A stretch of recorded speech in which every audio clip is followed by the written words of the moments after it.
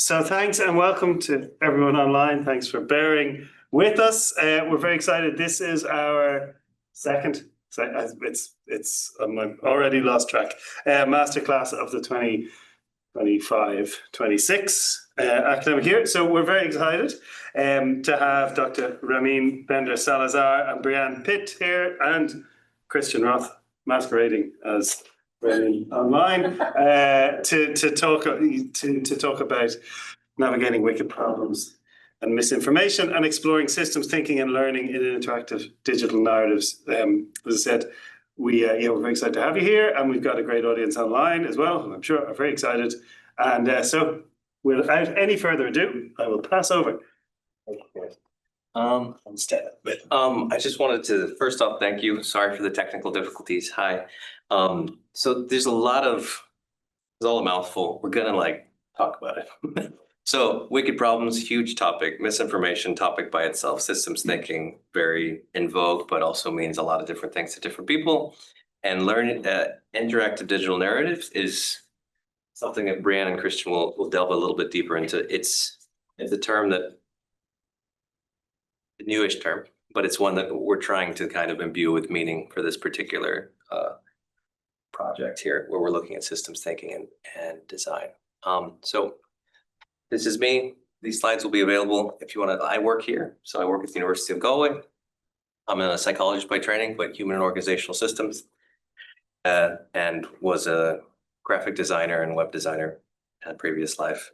Creative was my company that we've done kind of design work. So I've been working in ed tech for a long time, educational technology, and then my PhD work is on that.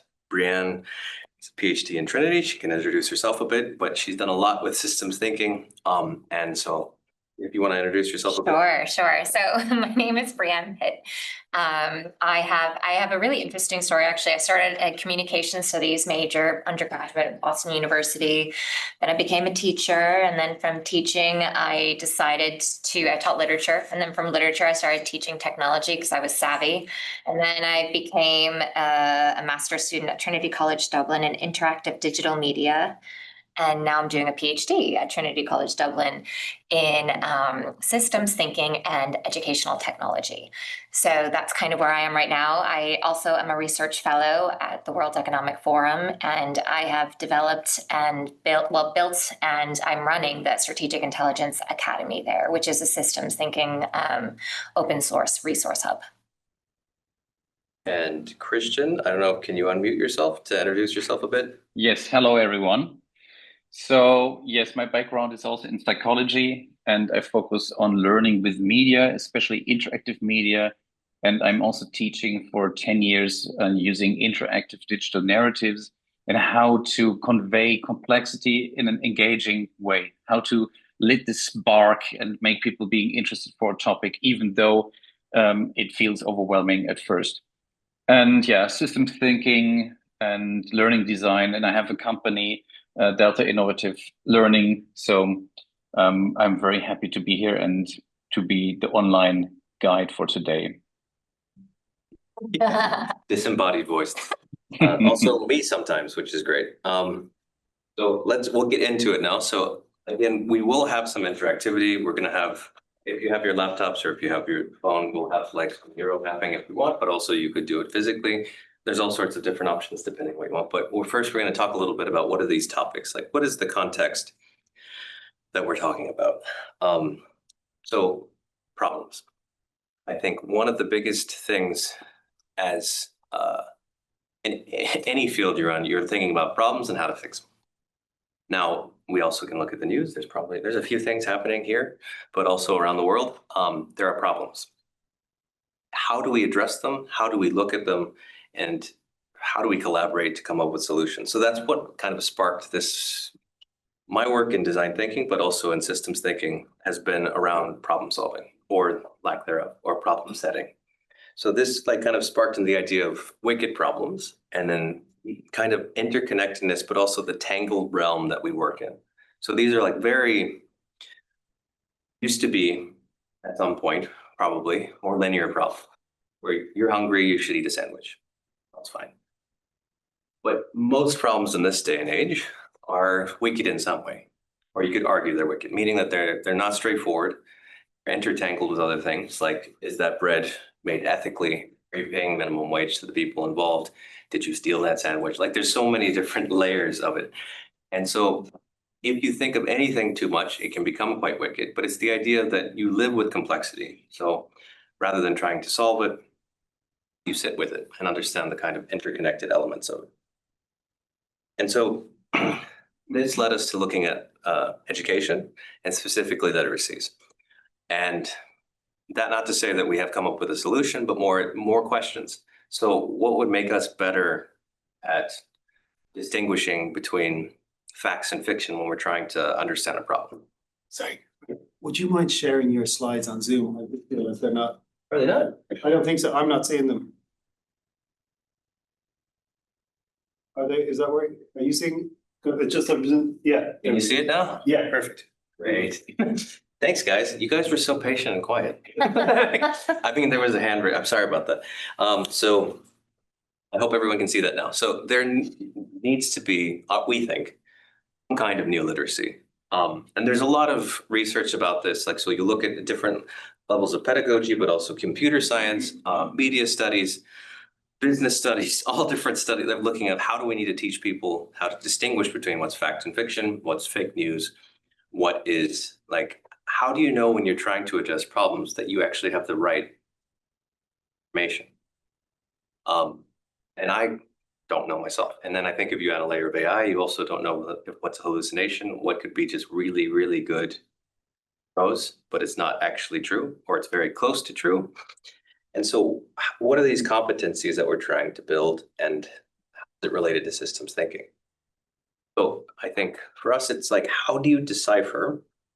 When you're thinking of systems thinking, it's how are things interconnected, but also all of the dynamic interactions therein. So like different feedback loops. And so by that is how things react to each other, and then how that kind of creates a cycle in itself, where certain bottlenecks.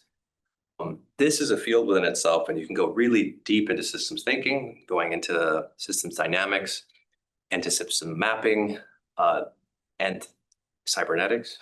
All of these are different topics within the same one.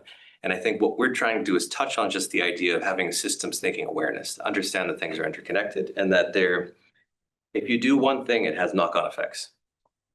The externalities are what we talk about a lot in science. So now introducing Interactive Digital Narratives, which I'll just go through very briefly, and then you're on.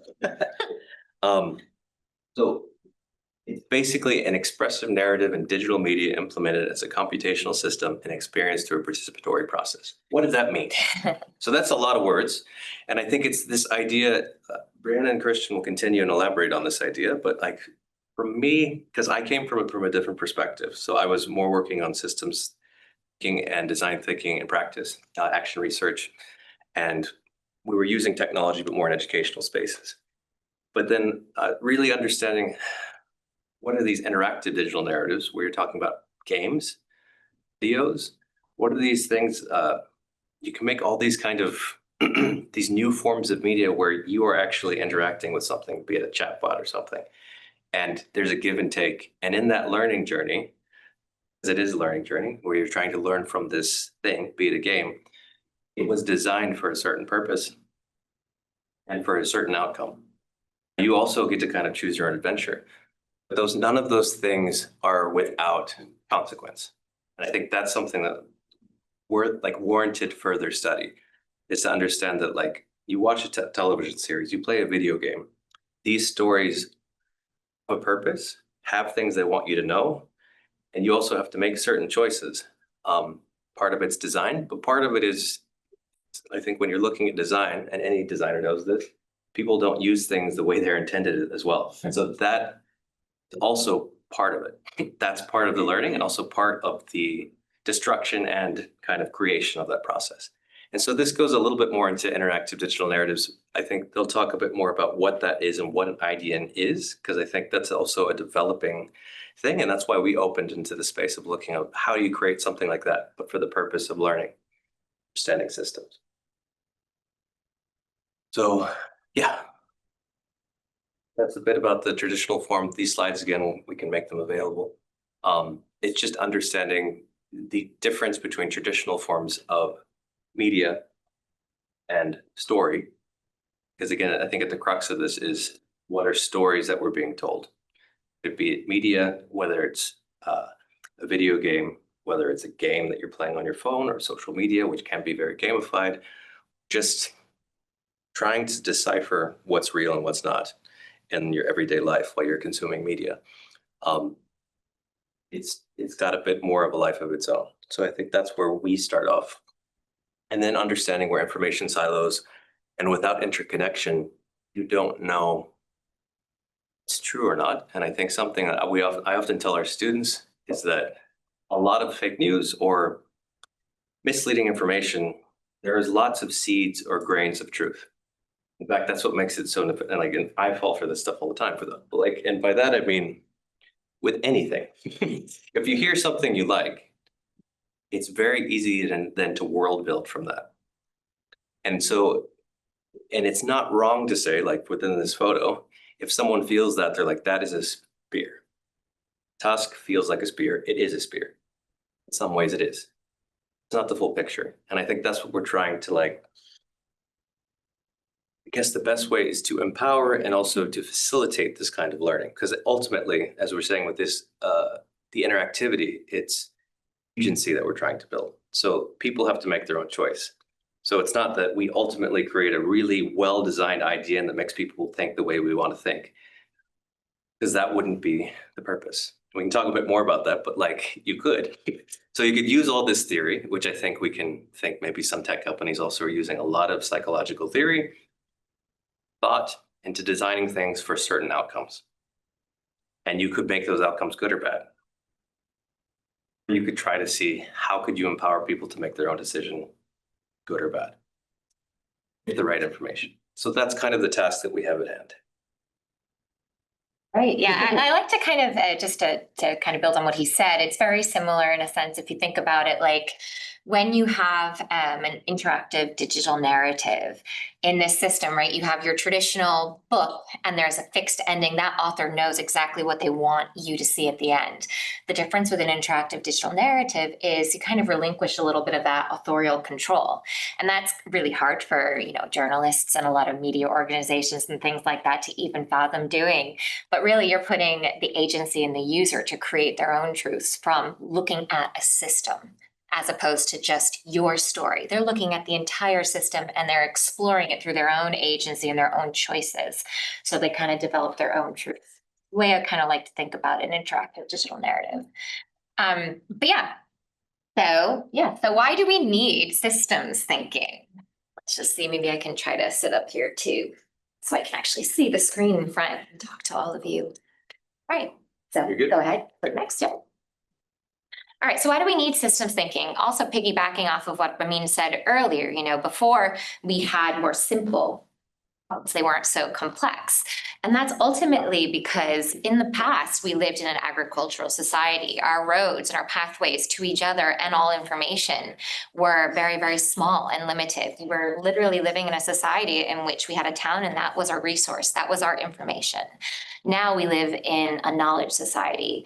We're very globally interconnected. And this has come with more complexity than ever before, ultimately, because of this new global internet of things and because information is so much more available and a lot of bad information as well. Also, we have educational failures. That's a big one. Educational failures. If you think about the way our educational system is created, and especially me coming from the United States, I think I can really talk about the issues in our educational system when it comes to standardized testing and having standardized testing be the main means of determining whether or not a student has learned. And for me, that's a big issue. And what happens is, especially when it's most standardized tests are multiple choice questions, right? If you think things like in the US, like the SATs and stuff like this, you have to standardize it. In order to standardize it, you need to make it as simple as possible to grade. in order to make it standard. So this is what's happened to education. We have kind of funneled all these students into thinking in binaries. There's a right and a wrong answer. There's a true, there's a false. There's an A, B, C, or D, not all of them. And this kind of funnels us into this way of thinking in this binary system where there's a true and a false. And in reality, that's not always the case. It's actually quite different in reality. It's much more complex than that. So we've actually trained our students to think wrong, and that's a problem. Also, if you think about it, there's very, very limited, there's limited media literacy courses all over the world. The only country I know that actually does it quite well is Finland. But the rest of most countries in the world do not have media literacy programs in their schools or training for their teachers. When I was a teacher in the States, I remember being given the task by teaching media literacy, and I was a literature teacher. I knew nothing about media, and I had to teach myself how to do it because nobody was trained how to do it. Nobody knows how to do it in the States. They just give a teacher that role, and then you have to do it, and you learn. And I remember thinking to myself, wow, what happens if I wasn't a good teacher and I'm teaching students the wrong things? I've had no training in this. And this is a broken system in the educational system. If we're not teaching students how to understand media messaging, and then they are faced with the Internet of Things where they see all sorts of media, how are they going to be able to understand what is true, what is false, what is a little bit gray and in between? And then, so media bias and misinformation. You know, this idea, like Rahmin was saying earlier, that there isn't necessarily a true and a false. There's a lot of colors in between. I think that we can fix media misinformation and disinformation and fake news by putting little fact checkers in there and saying we can use a fact checker to determine if something is real or not. But if you actually think about the system of news, there's so much bias in news, and that's actually okay to a certain degree. I mean, we have to expect that because think about the way a news station works. You have those at the top that are telling you, we want this kind of story. Then you have the reporter that is deciding, well, this is the angle I want for this story. And then you have who they omit and who they commit in the story. So who are they actually interviewing? Who are they leaving out of the story? Then you have their word choice and their diction. And then you have, where is this story placed on the page? And then once the story actually gets sent out to the public, you have the bias the public brings to it, because each and every one of us has our own set of bias that we bring into every situation and every learning environment. We look at a story with a bias that's attached to us like a little backpack. And to think that we're above that is wrong. So I think that we can't necessarily look for a way to fix the problem of fake news and misinformation. We have to kind of understand that it's out there, but we need to instead fix the way we think. Next. And here's how we do it. So the Cabrera Lab in the United States, part of Cornell University, they're the ones who created this image. But basically what they posit is that thinking plus information equals knowledge. So this is what they call a mental model. So you have thinking, aka structures, cognition, encoding, organization, and information, things like data, content, and details. All of these are a mental model. And then you create this mental model about the way you think the world is, and then you apply it and you see it, and this happens in the real world, right? And then you're like, okay, this isn't actually really the way it was. I'm going to go back and put this back together, reorganize it, and try it again. So it's an iterative process to create this mental model of knowledge, okay? So if we can change the way we think, we can improve the way that we understand complexity. And this is specifically through mental models or knowledge are built through information and thinking. If we want if we want accurate understandings of the world, we need to improve the way we think about information, and that's where systems thinking comes in. If we can start thinking more systemically and understand that more things are connected, then we can start improving our mental models. So let me show you what this looks like in action. I love this part. So now I'm going to talk a little bit about causal loop diagramming, visualizing these mental models through causal loops. So it's a mapping technique. And I wanted to just kind of show you that mental models are really hard to develop, and they're really important to keep on iterating upon. And I put the story into ChatGPT to see what kind of diagram it came up with. And ChatGPT got it so wrong. So even ChatGPT struggles with building an accurate mental model. So if you look at this, it says the more eggs there are, basically, the more chickens there are, is what I told it. So it made a chicken. And then I said, the more chickens there are, the more road crossings there are, and therefore less chickens. And when you look at it, instead of doing less chickens, it just shrunk the chicken. So, I mean, I guess less chicken, meat-wise, but sorry, I'm not a vegetarian. I know you are. I think of them as meat.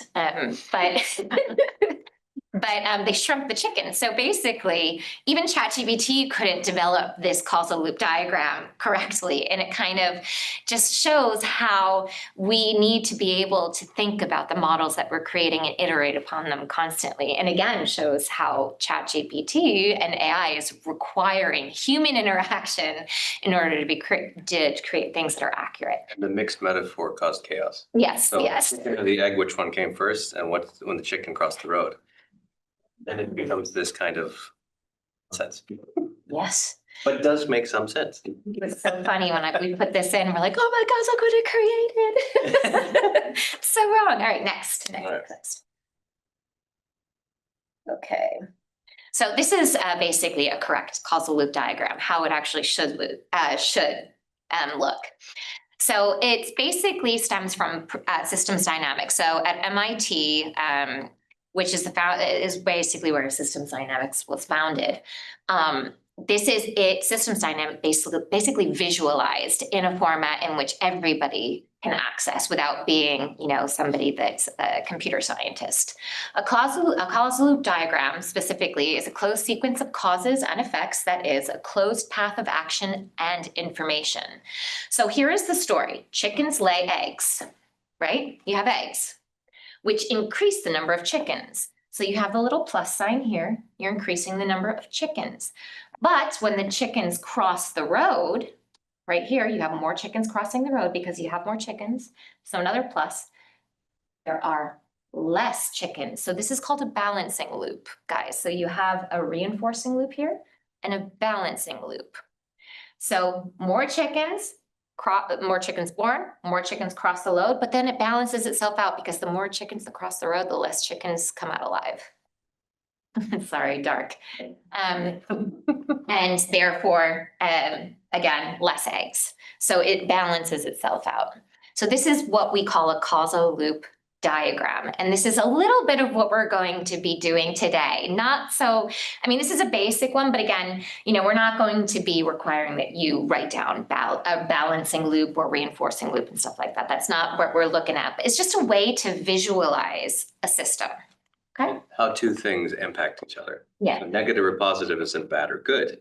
Oh, but right. rather it's, does it increase or decrease, or, so it changes the way that you think of it. You're looking at the relationship. And again, causal loop diagrams aren't the only way to do systems thinking. There's value networks, there's other ways. Tons of different ways. There's lots of different traditions. We respect all of them. I think what we're looking at, this is a very accessible way to start understanding how relationships work together, and you can play with these.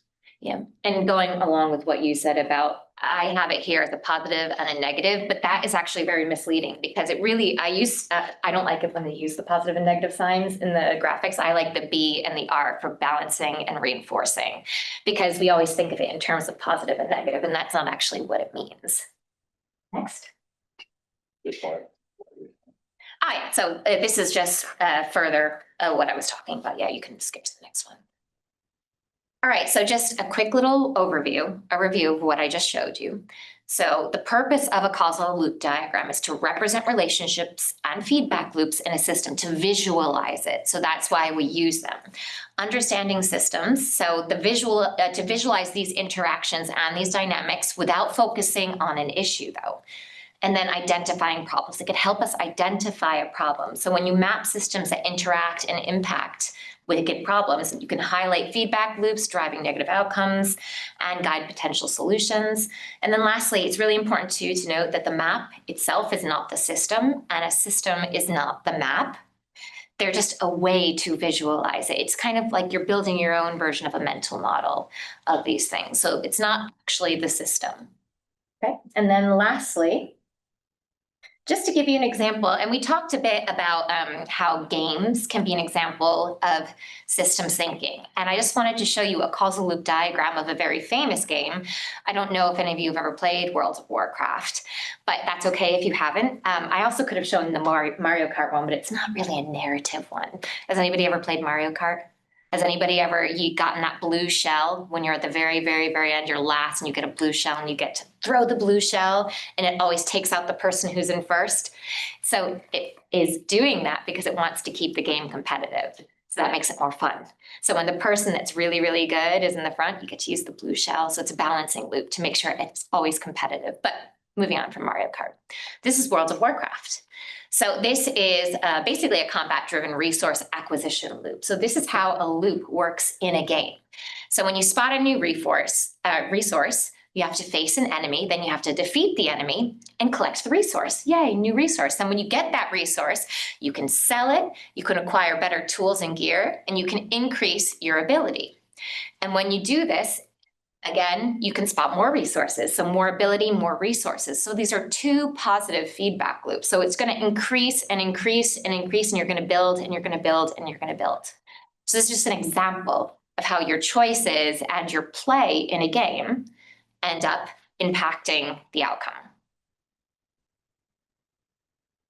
I think that might be it for me, right? Yep. Christian, if you're ready.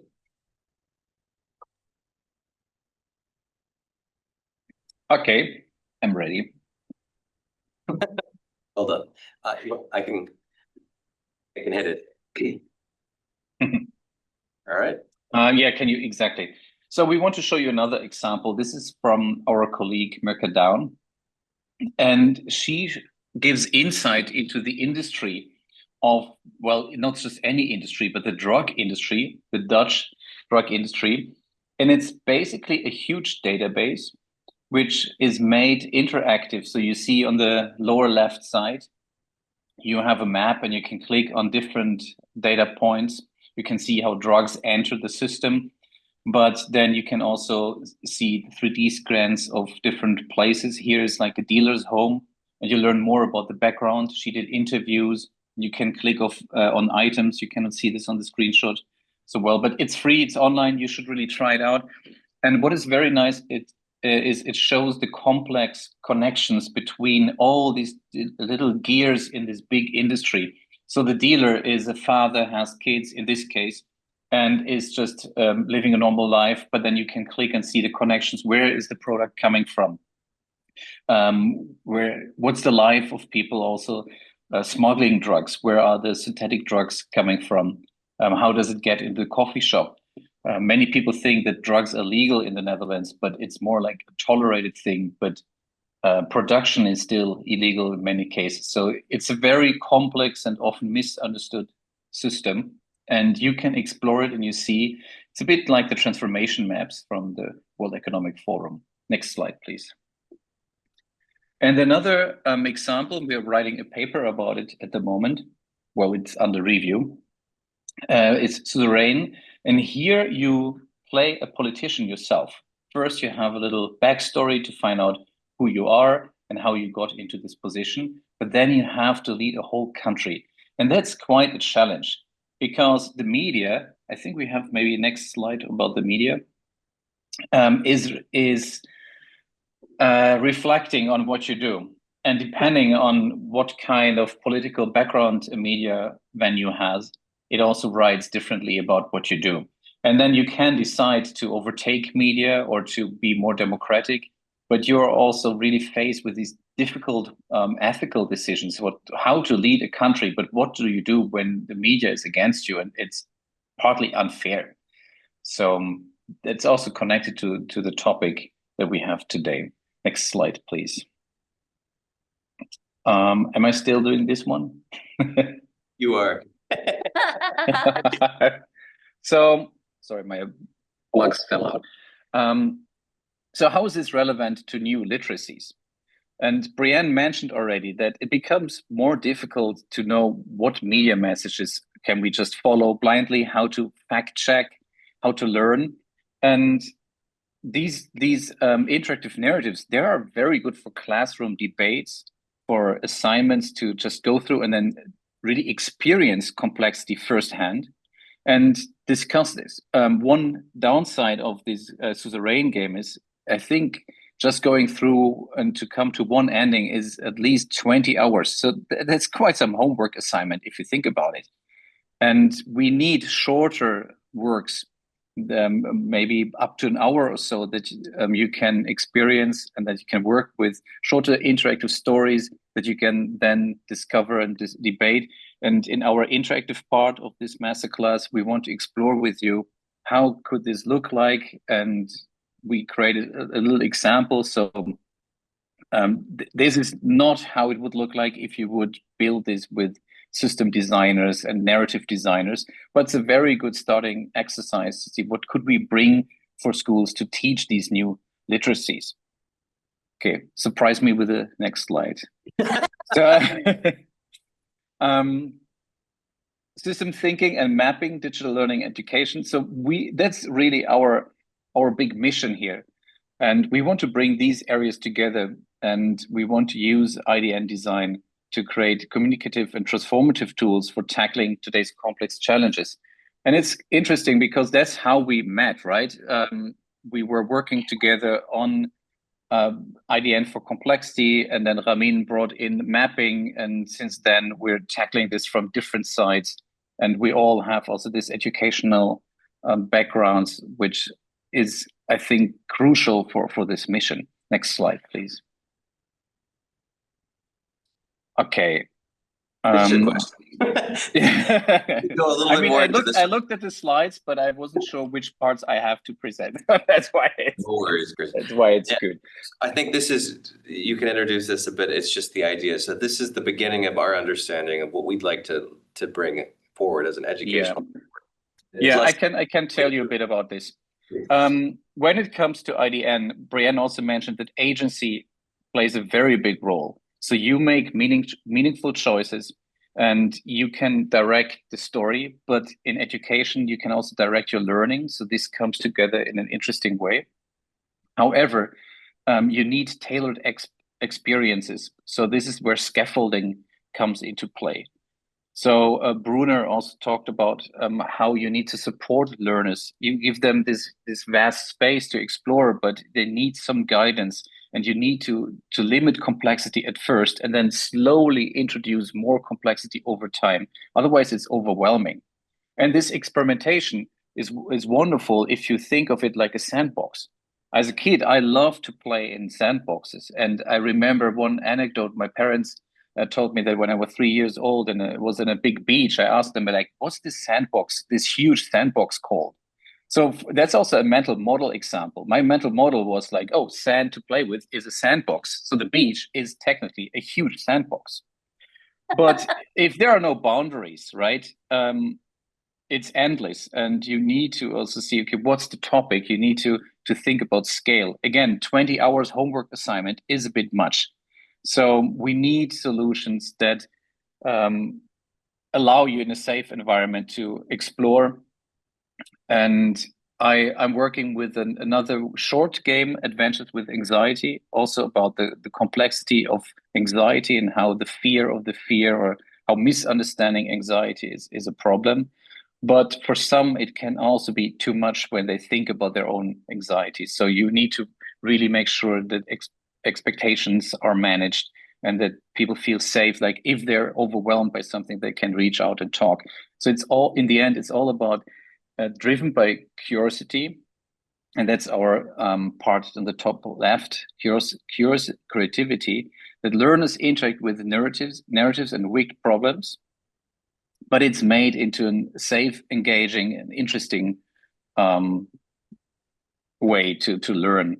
So where's the fun in learning, right? So it always comes back, and not always it has to be fun, but learning about complexity without being overwhelmed by it and feeling more secure in understanding a complex world, that is very rewarding in itself. So that's what we have also with the lens and scope, that you show the important perspectives connected to a topic. And Breanne, you said that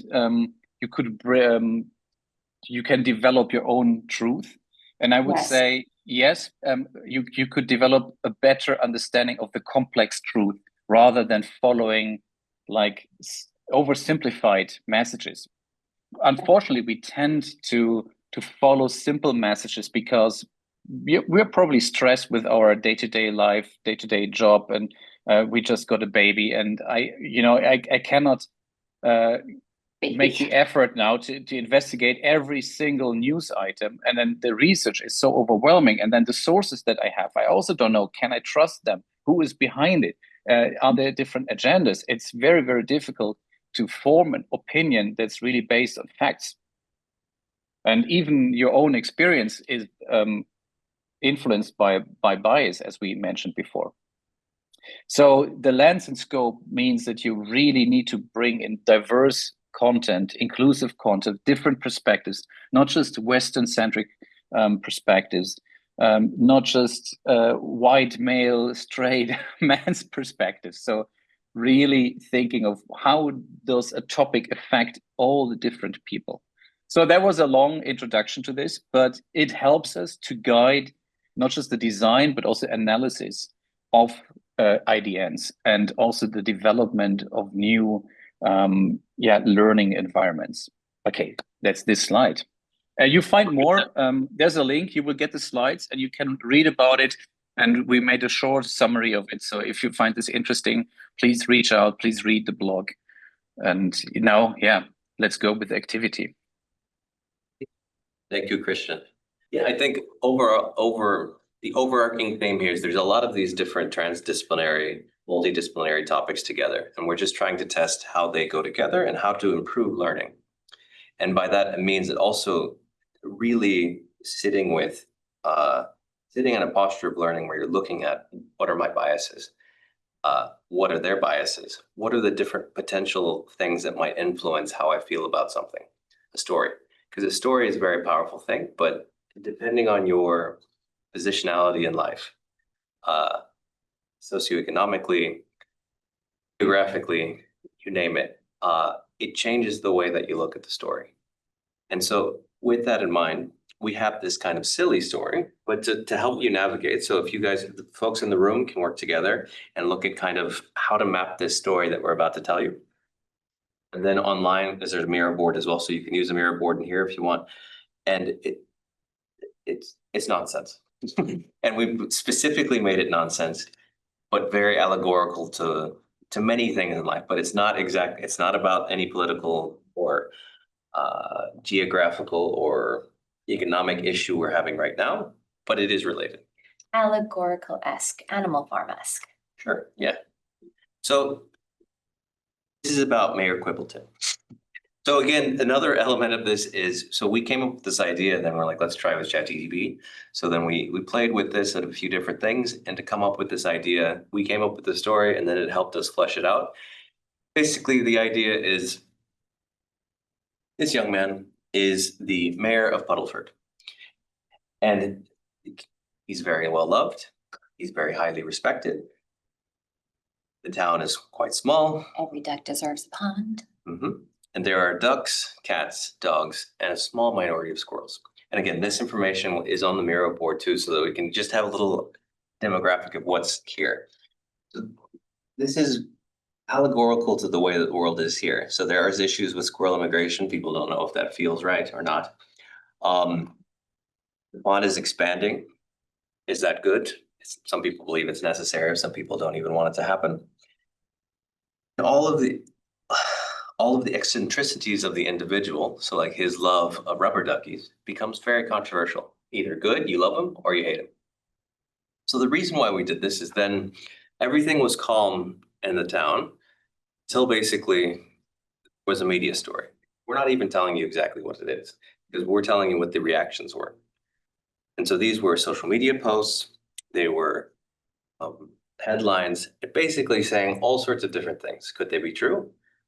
Probably have elements of truth, but they've caused quite a lot of disruption in the town. And now it's made his kind of stay as mayor untenable. He then kind of introduced the idea that he tried to save his candidacy by doing a live stream, and it did not go well because of reactions therein, as well as the public were just not on board. And so with this is, we're thinking of like, when we're putting all these silly details together, what was the triangulation? What was the decision-making people made of like, well, I think, where is the bad, good line? Where is the line where you decide, I think I like him, I think I don't like him? Because all of it is just details. And it's how you shape the story based on your personal feelings that changes everything. Details are the information. And the other part is the thinking. So I think what we want you to focus on a bit is, again, these could be geopolitical challenges, but the reason for the controversy is unclear. This has become at a point where they're like, this leader's horrible, everything he's doing is bad, or I love him and he's excellent, and he's doing everything right. Either one is probably reflective of reality. There's probably things in our world that are similar, but it's more of, depending on the lens that you look at it, also what tribe you might be a part of. If you are a supporter, you're not a supporter. Cat, you're a dog, you're a duck. Or a squirrel. That's true. Any of those things could influence the way you look at it. So how would you then, so tying it into the topic of systems thinking and everything we've been discussing about interactive digital narratives, what would be your compass? What would be your map as you're trying to navigate this? How would you get your bearings? Because it's very easy to be swayed by headlines. In fact, we're bombarded with headlines all the time. But how do we get our bearings? So we're asking is, what is the actual problem here? And this is just a simple map, all of the different issues involved. How would you map the problem and the actors involved? How would your positionality, meaning your station, your abilities, could be your profession, your family life, how does that influence how you're doing it? If you're in this room and you're working for the university, or you live in Galway, would that change the way you look at it versus if you were living somewhere else? And so looking at how can you make basically a causal story from this really weird vignette. And we thank you for humoring us, but I think we tried to make it as silly as possible because I think it really helps you to separate from what your Reality, yeah. Yeah, and what you might, we've done this in other spaces. If you try to make it too close to reality, people may be ingrained in their thoughts before they even get started. Their own personal biases, yes. And I mean, and I think I say this with love, but also in academia, if you've studied your topic with a great amount of time and care, you may be very biased, for better or for worse. But this helps you kind of break down some of that. So here is if you want to get on your phone, if you want to use the bit.ly, so if there's a team, I think we can do at least 1 or 2 teams online and then 1 team inside here if you'd like. And if anyone wants to help map, or like they have their laptop, or if you want to use your phone, and just an idea. So what's happening here? So if you go to the Miro board, and I'll put the slides back up, situation is this mayor, small town, lots of different demographic and economic drivers, lots of recent developments and challenges, and then there's a scandal. What the scandal is kind of unclear and vague. And how you react to it, what is the actual problem here? Is it an economic problem that caused this to happen? Is it socioeconomic? Is it connected to who he is as a cat? Is it connected to what? And I think this is the idea that we're trying to play with is, how do you see it? And when you're talking as a group, what are the questions you guys are asking? I think it's important too to note there's no right or wrong answers. This is really just about exploring the system. And, you know, in a real life scenario, if you were to map this out and expect it to be accurate, you would be doing multiple iterations and testing it out and all of these things. So there's no right or wrong answer. And we're just asking you to start mapping this system visually. Yep. You don't have to use the mirror board. You don't have to use the mirror board if you don't want, but it might be, Easier. all the story is there as well, so they can help you as a reference. Yes, so just so that you know, guys, on that mirror board is the entire story with all of the slides he just showed. So you don't have to worry about remembering them. You can read them. So I think with that, be about minutes. So at 1:10. Back. That'd be great. I can put the link in the chat as well. I see you guys online.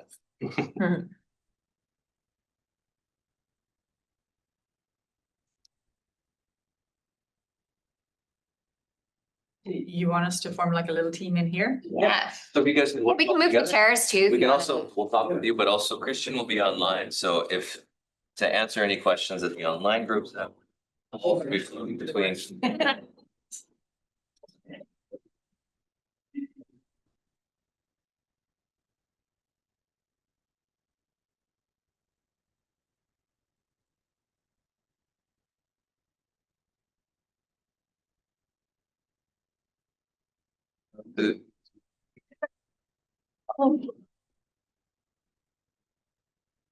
This is what they see.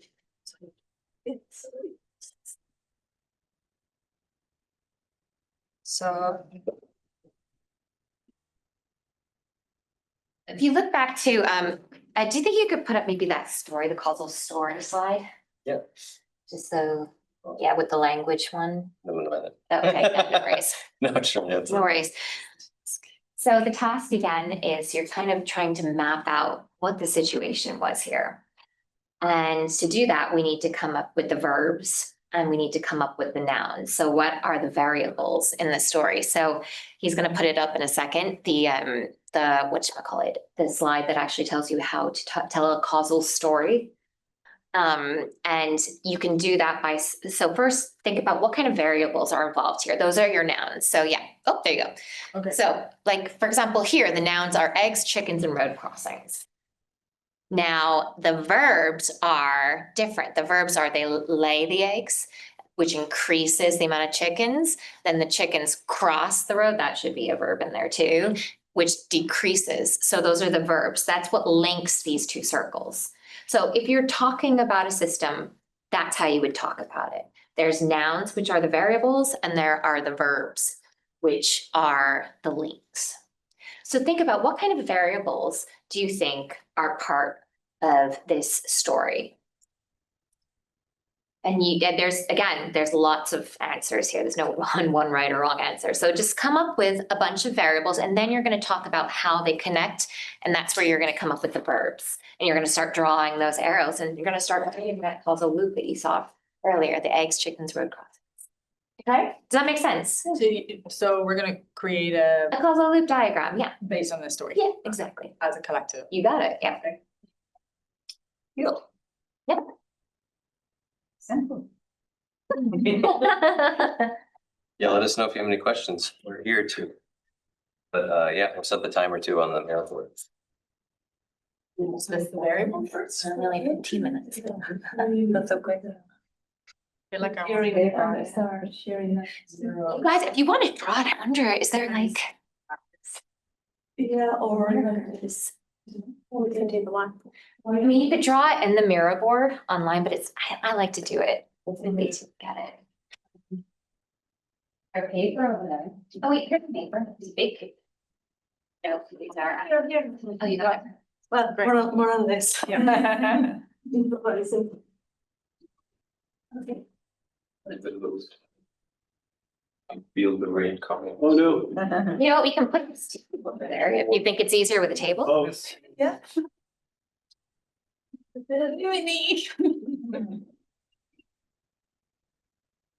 good hand there. Things like the town of Puddle. All the complexities, just. I know, right? Complexity.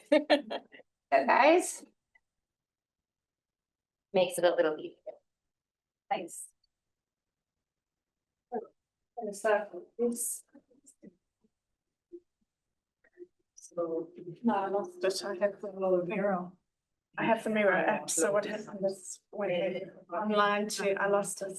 You can stick it in here if you like. So then just start talking about the different nouns, the different variables that will be in this project. They have two. Like, 360.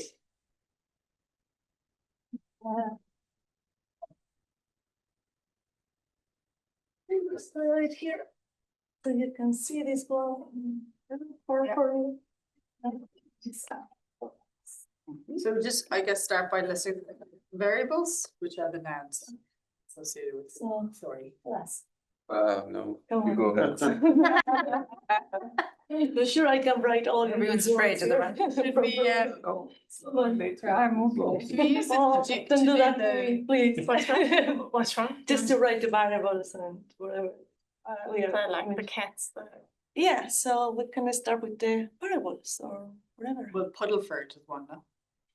The nouns. Yeah, Puddleford is absolutely a variable, sure, he's a noun, not a noun, but That's Or demographic? Cat is Quibbleton. that's Quibbleton. Down is Puddleford. My bad. Less than 20. Shut down. 24 hours, you made it like 10 hours ago. Well, dogs. Could you just summarize all of the different animals just as demographics? Dogs. And also don't forget, it doesn't have to be, you know, the typical type of noun like a dog, cat. Road crossing is also a noun here. Corruption. Corruption. Ah, there you go, that's a good noun. The thing. Confusion. I'm going to Be sure what the problem is. Yeah, yeah. Media. Yeah. Influence. What's the noun? Is that a noun? Main economic driver is rubber duck manufacturing. Yeah. Yeah. Manufacturing. My dream.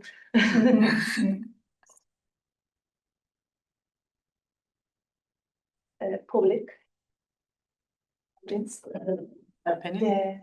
Yeah. Citizens. Citizens.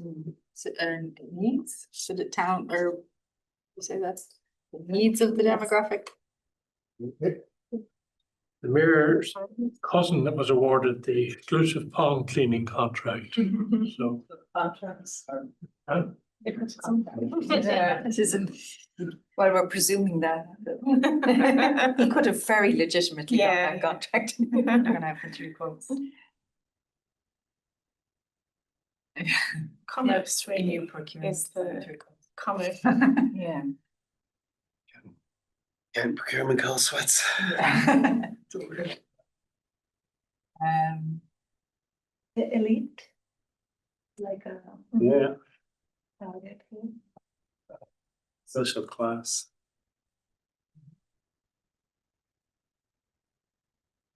Breadcrumbs look like the analogy for money here.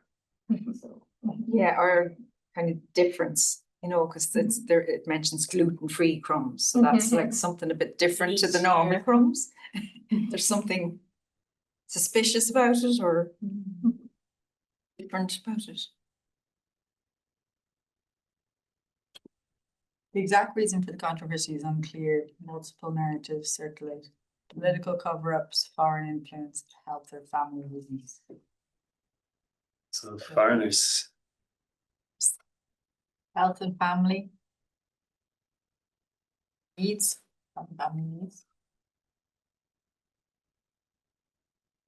isn't there a link between politicians who have family members with problems?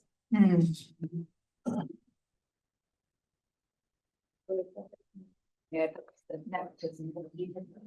an anonymous drone video surfaced showing a lavish water feature behind the mayor's home.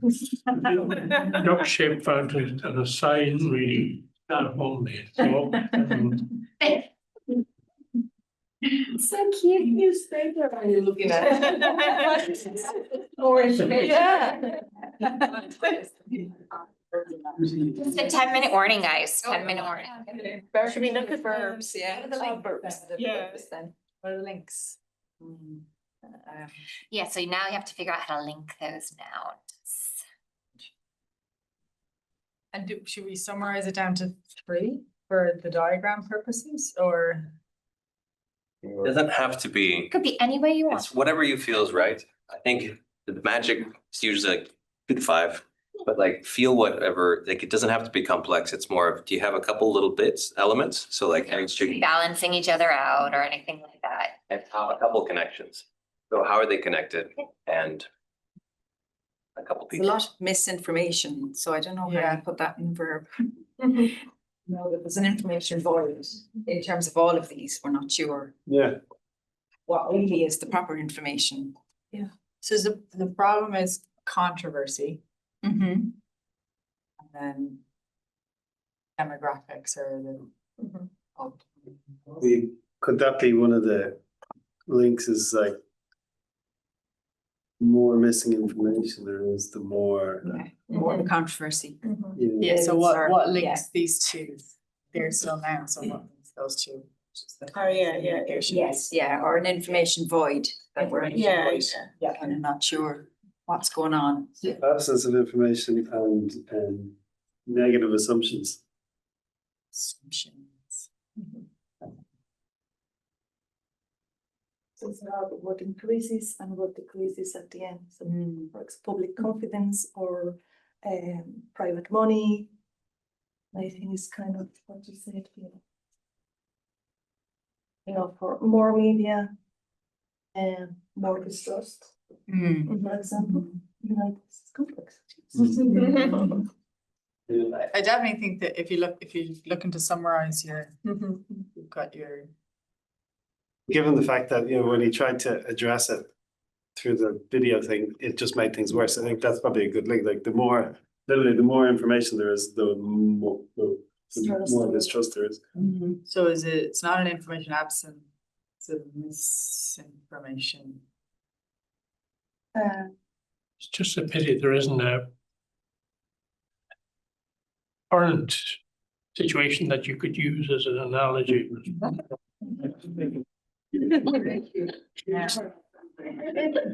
Well, the biggest brain would be that somehow the democratic system is in favor. So it's kind of the system of values where all these things are happening. So we are talking about corruption, we are talking about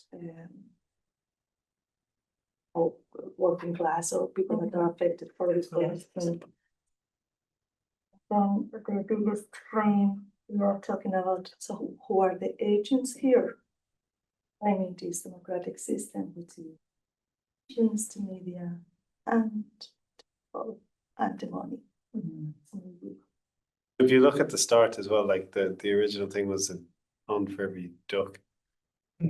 Like the messaging was understood in kind of collective sense of collective good, and then it kind of moves into the notion of private misdeed or something that that notion of the collective good gets. Let's frame that. Or the pond was for the ducks, which was only one of the 4 animal types. Yeah. So there's only 52% ducks. So then there was the rest of the animals were feeling left out. So there's something about equality there or inclusion as to why some of the information came about. Something on that side, not about the road crossing, but about the inclusion of all the people or all the animals. Yeah, and actually it says that the total population is 3,200%. Yes. Based on the last duck count. Yes. And friends. Yes. We don't have any information on Here. the well-being of the economic well-being of the or of anyone of society. Do we? Rural immigration is an issue. No. No. Oh, sorry, road exports are an all-time high. Exports. There is attention definitely. Yeah, within something the about tackle. the inclusion and Are the rubber ducks the ducks? Are the rubber ducks taken over from the ducks? The real ducks? Is another issue there, maybe? There's Is a the plastic replacing the real ones? Also, it's like the dogs want to drive the main economy because they want to double the pond size to attract more tourists. Yeah. It's the glorification of ducks. Yeah. So the more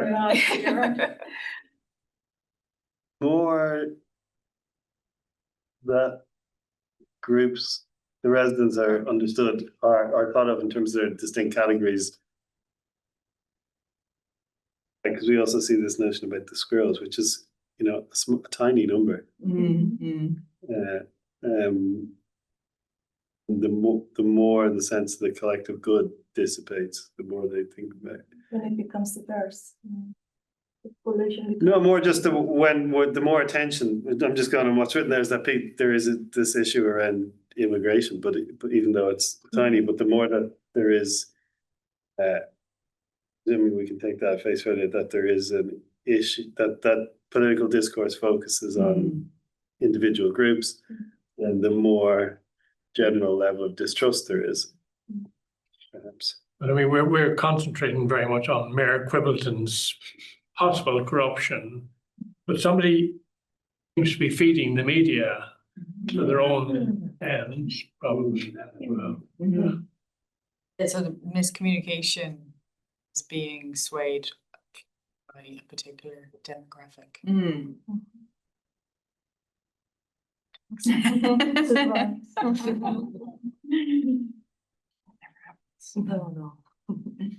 Is it a coincidence that the cat is orange?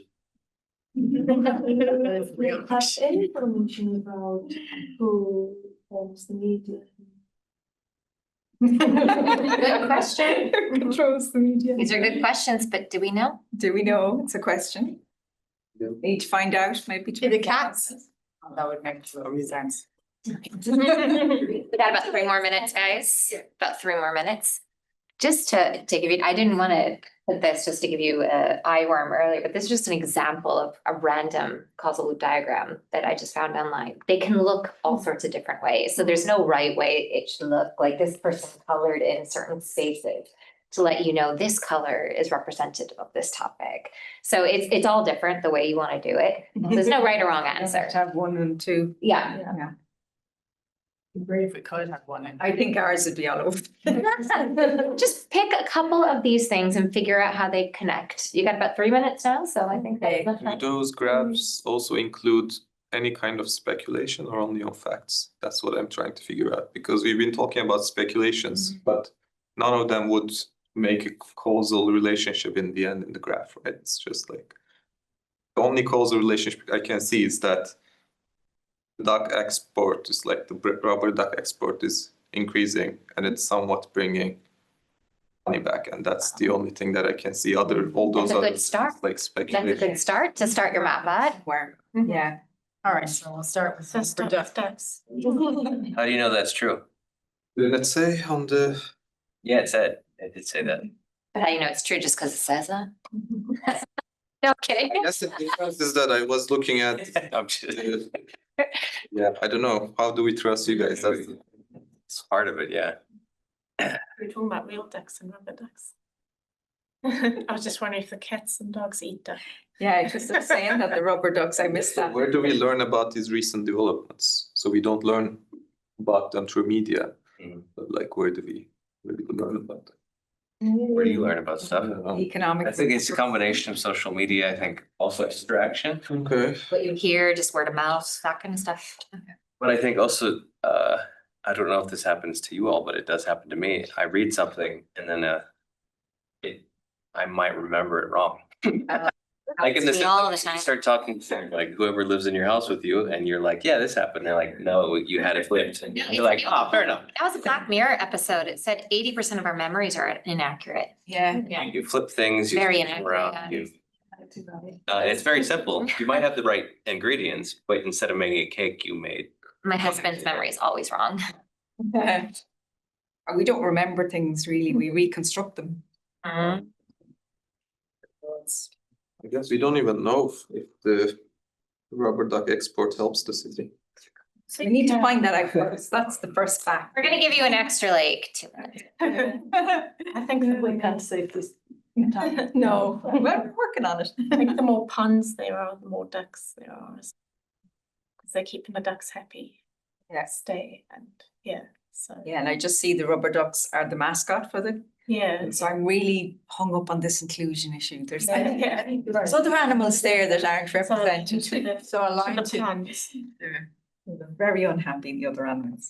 This is like inclusion, demographic inclusion. Yes, yeah.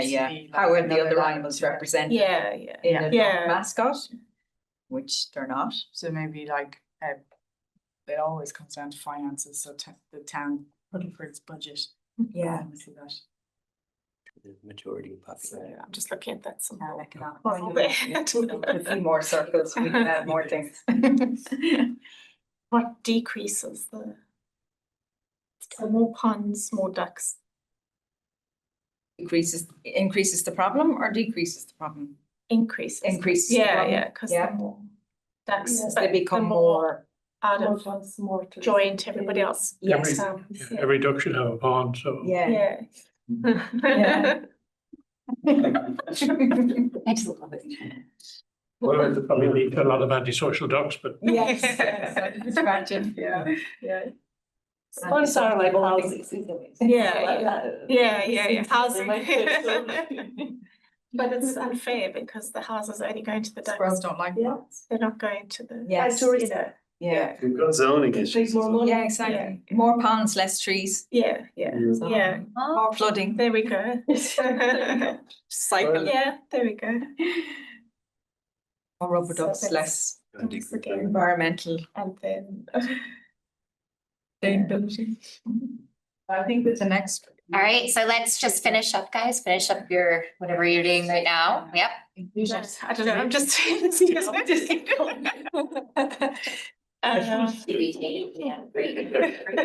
the media, Christian, can you hear us? So there's that's more, going to stop. Yes, put something in the media there as well. Christian? so the ducks, and then like. Christian.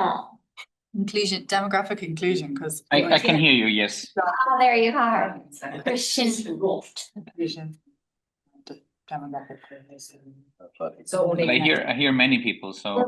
Okay, so yeah, everybody finish up what you're doing and we're just gonna do a quick debrief, okay? And then Media. what else is? Imbalance. The media. Should we start with? So I Media. think sort of media controversy is holding them to task. Mhm. All right, so let's start with the people online. Let's start with one of the groups online. I'd love to see what is the problem here and how did you map it out? So who wants to start from online? We have a volunteer. Can you see anyone? Can you see the?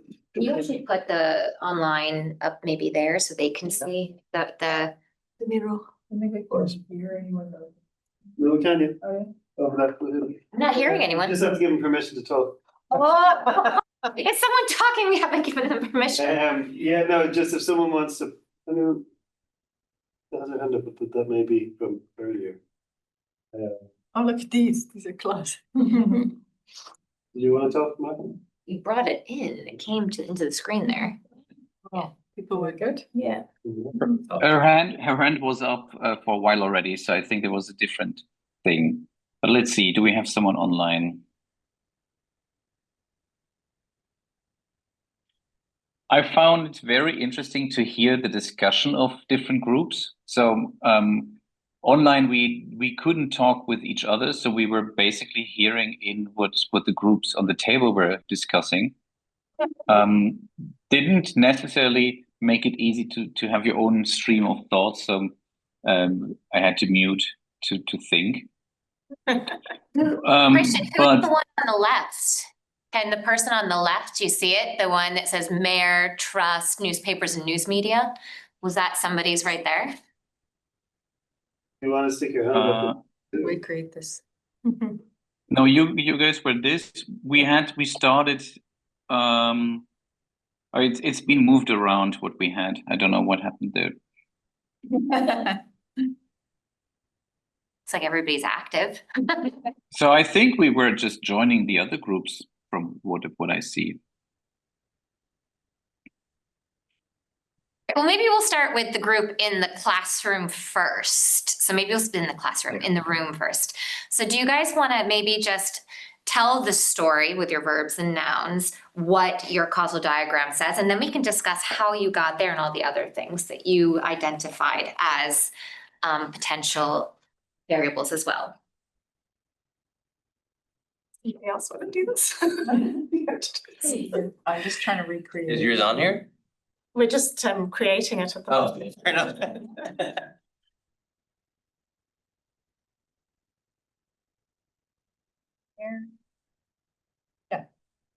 That's right. Controversy one? That's one I was asking, whose was that? Nobody's claiming it.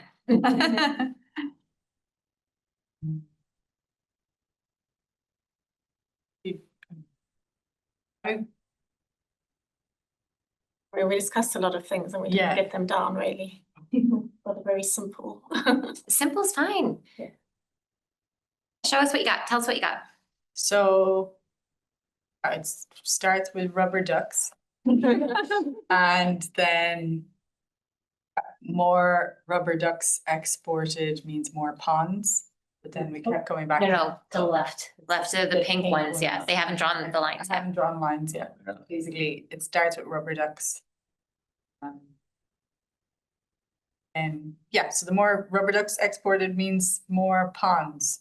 But unfortunately, the reality is you've got a varied, and it's not unfortunate, but it's great that you have a varied and diverse demographic of people living in Puddleford, but they don't necessarily all like living in ponds. So there's an issue around inclusion. So we were kind of saying that's a negative. And then the media controversy was actually kind of helping to balance it out in a way and hold the mayor to a bit of account.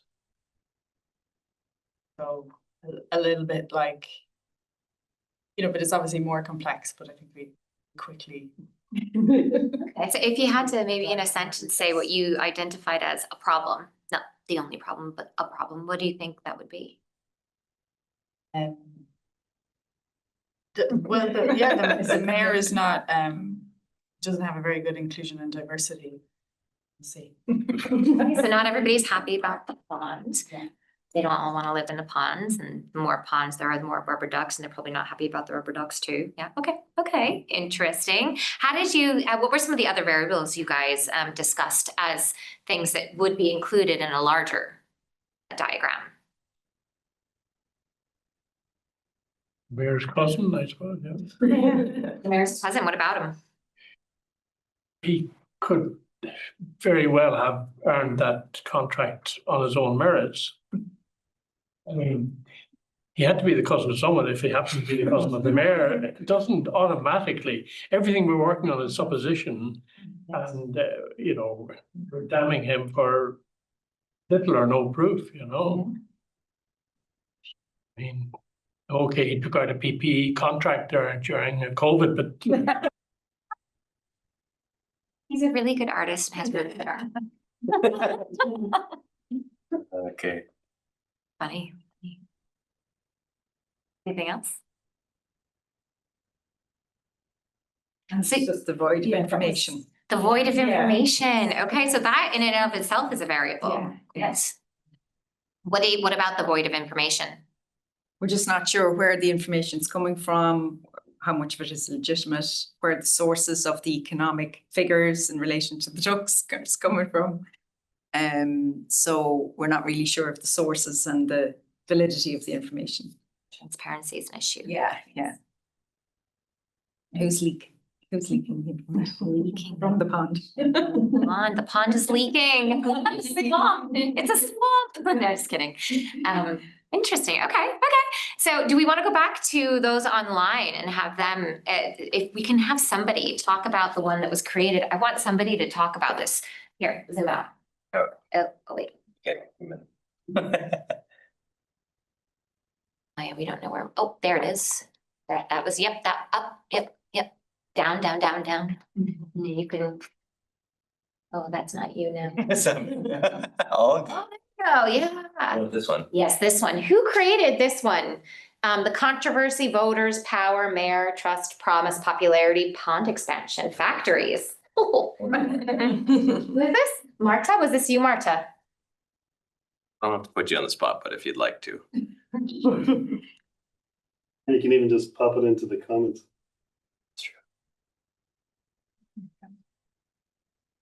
So I guess maybe let's take a look at this one. We have controversy. So there was a loss, because of this controversy, there was a loss of trust. And there was negative media influence. So this, but this is also connected to this as well. So it's all connected here. Opposite interest, negative media, loss of trust, not checking fact, whistleblowers, media divide and you'll rule. Oh, whoa. Power. Okay, opposite interest. And then down here, controversy directly from the mayor. He had promises, which led to popularity, pond expansion, but then goes to factories. And I don't know what happened further down because I can't see it.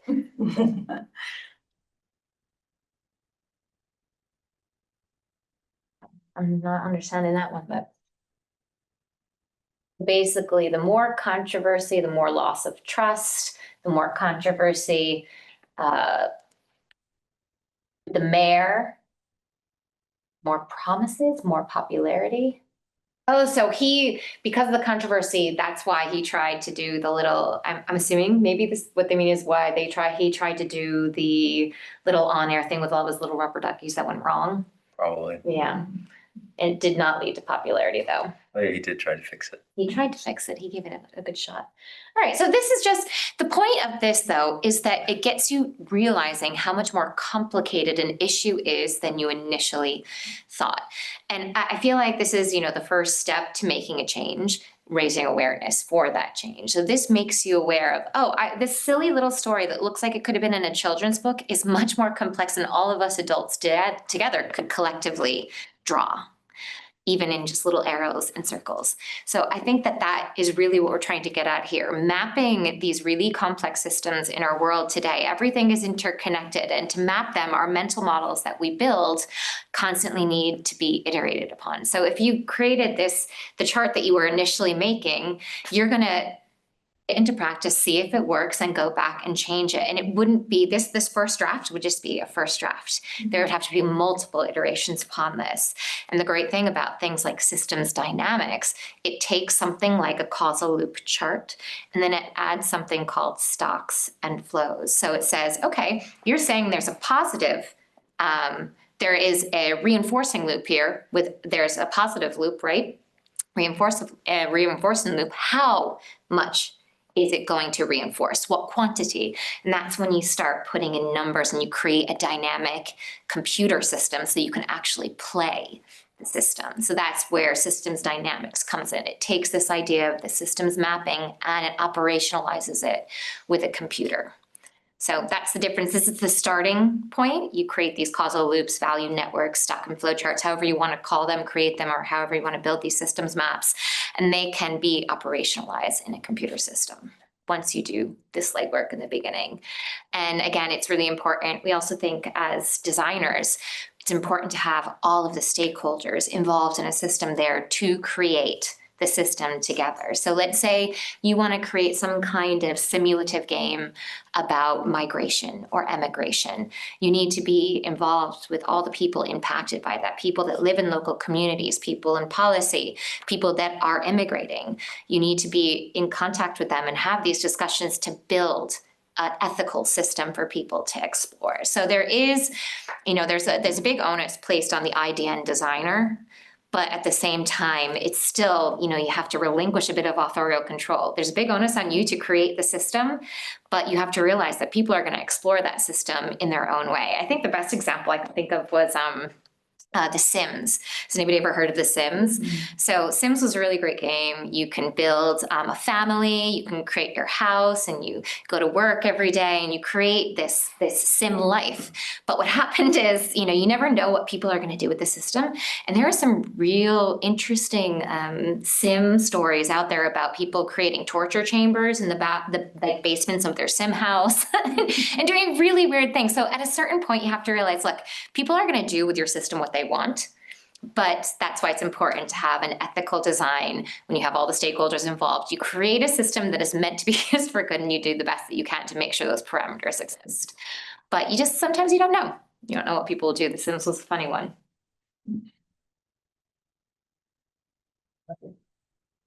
So with that, I think we can begin to wrap up. If there's any questions that you guys have, I think some key takeaways we just wanted to highlight is that the IDN wouldn't necessarily be the only thing that you'd use to learn. It's an ingredient. So you'd need it as part of a actual process where a teacher or someone or a supportive space where you're learning together. Like it can't be I mean, if it lives on its own, then it takes on a life of its own. So it's this idea that it's part of the meal, not the full meal. And I think we're trying to tie these things together because we understand that like stories are basically just illustrations of systems, maybe incomplete, but the stories are always interconnected with systems, even the stories about the system.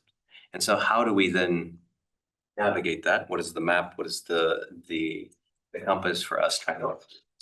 And I think that's what the main crux of our work is. So the call to action that we have is, if you're interested in this topic, please reach out. I mean, we're also always studying games or any kind of interactive digital narrative. Exactly. So it can be a combination of video. It can be the way Documentaries. Yeah. AR, VR. There's all sorts of different ways that people are now kind of creating experiences for people to understand perspectives.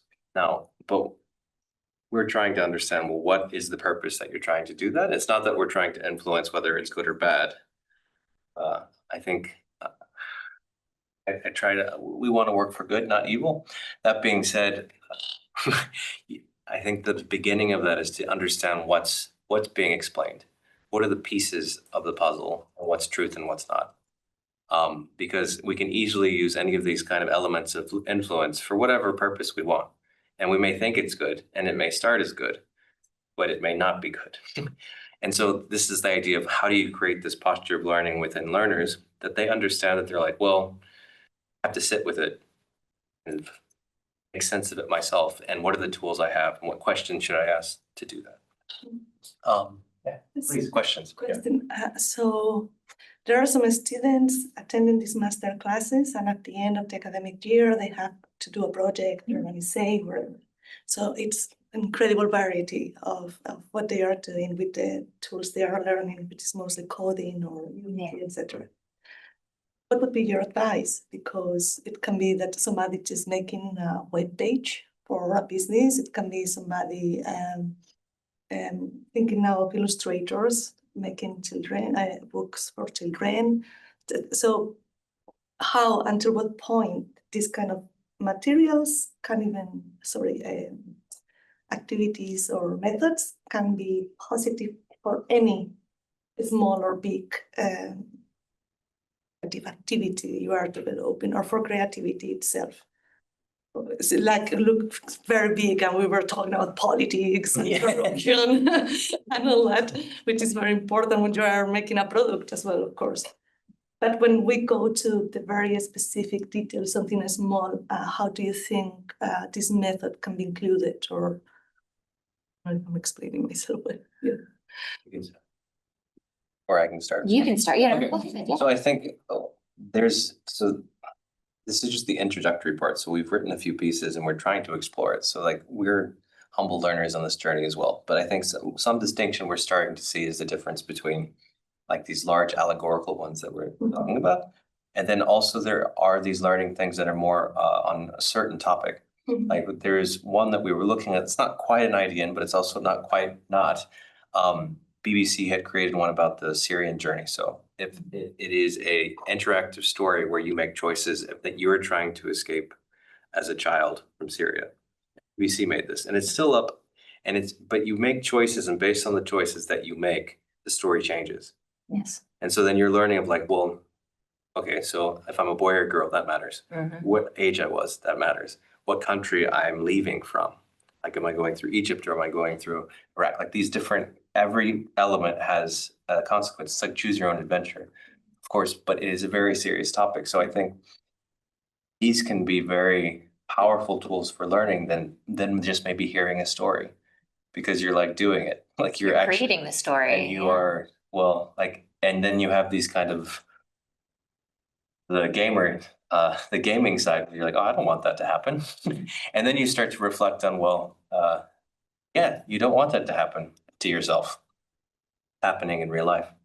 And I think so that's more of a detailed one. And I'm also thinking of like, I think we've done is it the VR headset that they have of some of the different like experiences that you guys have had for the center? I think there was one about the traveler experience as well. Those are very powerful pieces of media and also pieces of learning. I think this is where we're like, it's not the full meal, it's what you do with that. So say you created something like that, and then you're like, well, I also created some learning questions, some next thoughts, and some ways to, because again, it can be used for good or evil. And so how do we use this in a creative, thoughtful, respectful way? And I think these really big allegorical ones, they'd be really fun in a classroom, because I think some kids would immediately pick up on certain things that I didn't. Or my bias is like, I'm so worried about his cousin. Or like as an adult, but as a kid, they're just like, ducks are cool. Like, I don't understand what the problem is. Ducks are cool, cats are cool, squirrels are cool. Like, so I think that's a fascinating, so that would be my small advice, is that how big or small the story is not a size. Like that may be kind of a more niche, but it's not small. It's also huge in its own way. So how do you create the scaffolding? How do you create questions and a thoughtful kind of space for that learning to grow? And Breanne. No, I mean, you said it well. I'm just thinking myself of like tools that might be, low hanging fruit for you to use and things like that. So specifically when it comes to something that I used when I started developing these IDN, I made an IDN for my PhD. So something that I used to develop that IDN was twine. And twine is something that, so for example, if you are, let's say, mapping a game, like if you have students that are coders and things like this. So a lot of coders will build games or experiences and stuff like that. So twine is a way for them to actually map a story, and you can, it's its own mapping thing, kind of like a causal loop diagram, and you can actually, put links and stuff in twine. And this is how a lot of people develop video games. Video games start in twine. So twine is a really easy tool to utilize, especially for those who are in computer science and interested in things like coding, and game design and things like that. So game design is really an obvious one for me. But I mean, systems thinking, it can exist in any classroom, not just coding. It started in things like software development, because that's what systems dynamic was, developing software that can showcase dynamics in a big system with stock and flows and stuff like that. That's where it started. But now, actually, you can probably argue that systems dynamics might have started with biology, because Bartolomeo is the one who was like, more water impacts the growth of a plant, but also the sun impacts the growth of a plant, and also the nutrients from the tree down the road. So all of these things, they were looking at a very complex system. So it starts in biology, and it's General very systems theory. Yes, general systems theory. But it exists across all academic fields. So this idea that it's just in science or just in technology is not really accurate anymore, because this storytelling, this is largely language arts, storytelling is language arts. So here you have storytelling mixed with coding. And I actually, when I was talking earlier, when I introduced myself, I kind of said, this was my path, right? But I skipped the very beginning. I was in theater. I was a big theater person, which ended up making me a pretty good teacher. Right? And then I ended up teaching technology. How do you get from theater to now I'm in the School of Computer Science at Trinity? How do you get there? Everything is connected, and these silos that used to exist really don't anymore. And when I was 18, people asked me what I want to do. I'm like, I don't know. And that's because what I'm doing now didn't exist then. So, I think it's important for us to think in this way, like what you're doing right now, it should evolve and change depending on all the systems that you're interacting with throughout your life. So it's just a different way of thinking. I don't know if that helps at all or makes things more confusing, but. Christian, did you want to say something? Yeah, so I don't know what kind of projects you're working on, what the students are working on, but you said it can be a website or something else. What we often do with our students is that they have to start very, very simple and then make an interactive presentation. So just how you can use Miro, you can also use presentation software and then add choices there by linking slides. So you could add buttons. You could say, what would you do? What would you like to know more of? And then you have this interactive experience, and then you could interview your players, your participants, to see what was their thinking. And it usually brings up good ideas of what kind of interaction could be funny, could be interesting, and then work from there. Another tool is also the World Economic Forum's transformation maps. Those are pretty cool. Those are cool complexity representation tools. So basically there's over 300 different topics that they cover, everything from AI to oceans. And each map is connected to other maps. There's about 20 connections from every map to another map. So you can start exploring a large system and see how each and every one of these maps, all 300 that they've developed, they're all connected and they're all created by, I don't think it's up there. Oh, it is. They're all created by research institutions around the world.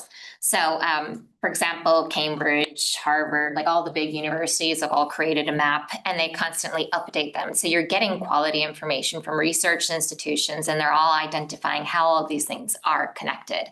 So that's another really great tool to use just if you want to have students engage with a system and actually see it and all of a sudden have them realize, oh, this is more complicated than I initially thought it was. I didn't realize that the ocean is actually connected to LGBTQ rights. I had no idea. And how does that work? And then you actually can look at the text and see how it actually kind of plays out.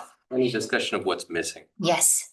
Yeah. Go ahead. Yeah. This is the tool you're talking about. So this is actually the Strategic Intelligence Academy. So the Academy is, so this is the Academy, not the actual platform. They're two different things. So the Strategic Intelligence Academy is part of the Strategic Intelligence Platform. It's just one of the subsidiaries of it, I guess you can say. It's the same. Yeah, there you go. I've made one. So I created. Why don't you show it? Can you bring up your map? Probably. Circular economy, right? Yes. So like. Yes, Rahmin has himself created a World Economic So Forum. based on the expertise that you have at the university, I was in the Wageningen at the University of Wageningen in the Netherlands. I don't know if I'll be able to pull it up because there's too many screens. But basically, it's flawed because you're trying the best you can. So what you're trying to do is, what it does is it does exactly what you guys did. So you get all but imagine as academics, it's like, so your whole field, try to put it down to about 6 major themes and then try to categorize papers, articles, gray literature through those themes. You're going to miss a lot of stuff.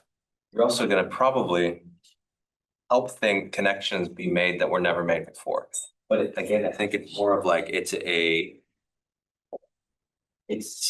step in like to explore and less of definitive. I think as academics, often researchers were saying like, this is what the field is. And I don't think I could ever say that. And we don't try to say this in our presentation either. What you're saying is I'm putting these things together to start a conversation and try to show like what I think some connections are. But also understanding that by putting these things together, I could create an idea where people think that this is the way it is. And so you have to have this humility and this understanding that you're trying to do that as an institution, but also, we're probably like wrong. And this is just a way to start the conversation. So for those of you in the room, this is the Strategic Intelligence Platform. And when you click up here, Discover, there are lots of different topics that you can look at, but let's specifically look at maybe, I don't know, let's go with technology, science and technology.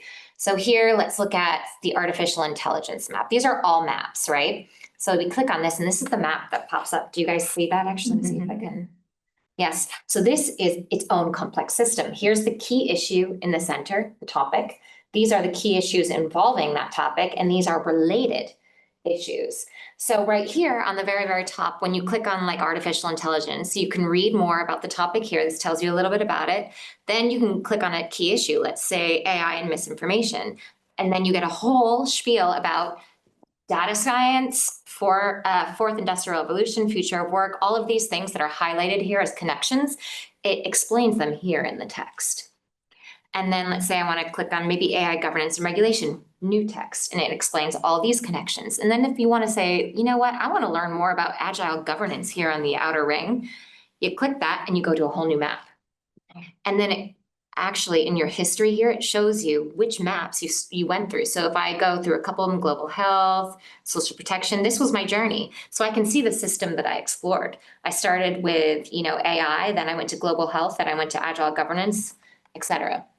So it's a really cool tool just to visualize complex systems. And Rahmin has actually built one of these maps. I don't think I can find it quick enough though, Rahmin. There. We found it, circular economy. Here's Put it online as well for you guys. So if you want to look at it, you can. It's not that this is the right way to do it. I think this is really just one way to visualize. it's really drawing a line in the sand, but that's what all of these are. But if it's how you then hold the space, if you're like, well, it's a way to look at the interconnections. When I say circular economy, it's an economic thing and it's a sustainability thing. Yeah. So very much so, no worries. Social justice thing. If we're looking at circular economy, you can't have a fair economy that's eliminating waste if you're not also eliminating the waste of human potential and you're not treating people fairly. Then these things have to be interconnected. So that's why we added the systems perspective. Again, it's just one perspective. There's lots of them.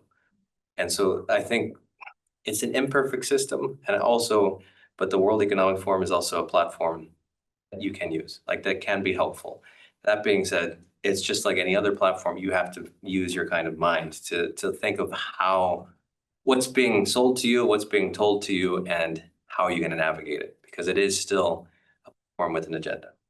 So I think with this, and the work that Breanne has put into it is that it is a beautiful platform to explore these ideas with beautiful questions to think about. Now, you could still take a wrong turn and start making assumptions based on, you're like, this is what the field is. And I would tell you. Torture chamber for the Sims in the basement, yes. You can be like, this is what the field is and there's nothing more, nothing less. That would be so And that wrong. would be so wrong. Correct, yeah. And specifically what I do for this platform is, so this is a strategic intelligence platform. I specifically run the Strategic Intelligence Academy. So the learning side, how do you use maps like this in your classroom? So we have about 12 different case studies about how different organizations around the world have utilized interacting with maps or similar maps or mapping in and of itself.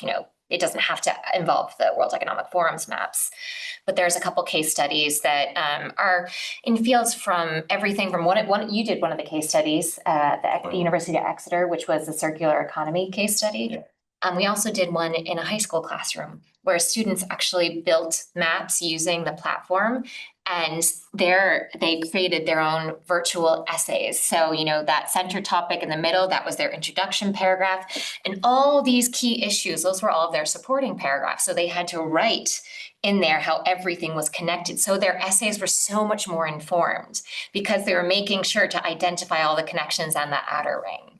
So it was a really cool mapping experiment with students to write an essay.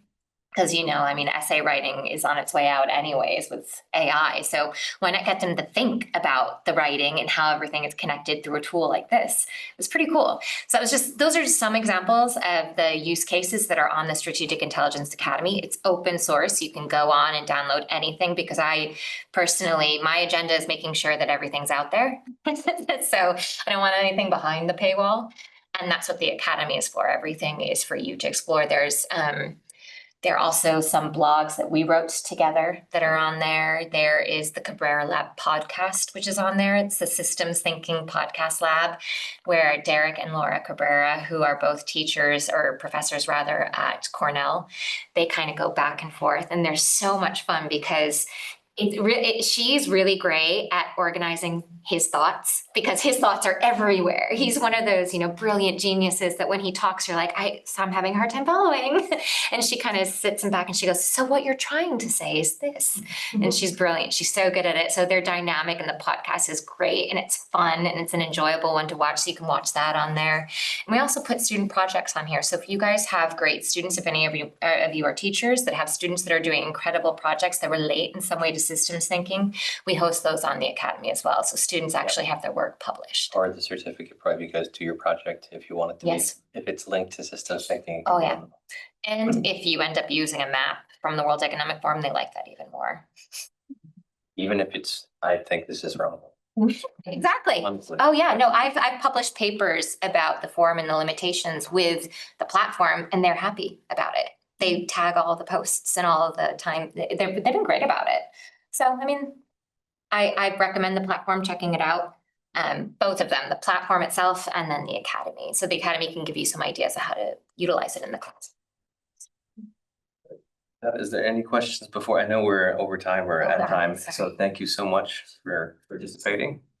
Yeah, we'll be around for a little bit if you guys have questions. And online, reach out to us on LinkedIn or whatever you'd like, and we're happy to chat. Thank you for your time. Thank you.